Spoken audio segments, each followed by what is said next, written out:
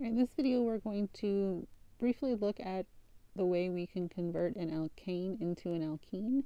And the reaction is actually called dehydrogenation, not dehydration like your slide says. So the reason for this is dehydration means you're losing water, which we're not in this case. Dehydrogenation means you're losing hydrogen, which is what we are doing. So here is the dehydrogenation reaction. You're losing, like I said, hydrogen from the two neighboring carbons so that you have space to make that carbon-carbon double bond. To do this reaction, you do need a special catalyst, some kind of metallic catalyst like palladium or platinum is usually used, and you also need very high temperatures, so up to 500 degrees Celsius. So this is not an easy reaction to do. An easier reaction would be dehydration, but in that case you have to start with an alcohol, which is a molecule that we will talk about in chapter 14. So here's your general reaction for a dehydrogenation. Here is your alkene. These groups can be anything, other carbons or hydrogens.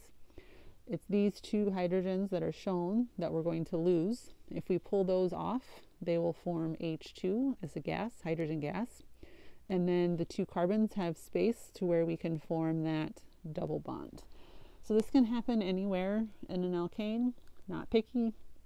So the easiest way to recognize your dehydrogenation reaction is to have your alkane convert into an alkene, and you will remove two hydrogens in the process.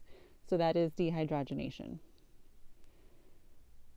So take a minute, read through these, and see which answer fits dehydrogenation.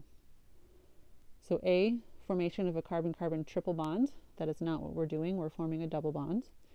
Increase of 3 hydrogen atoms in the formation of a double bond. Not true. We're actually losing 2. Loss of 1 hydrogen atom from each of the 2 adjacent carbon atoms, making a double bond. That is the definition of dehydrogenation. Loss of 5 hydrogen atoms, also not true.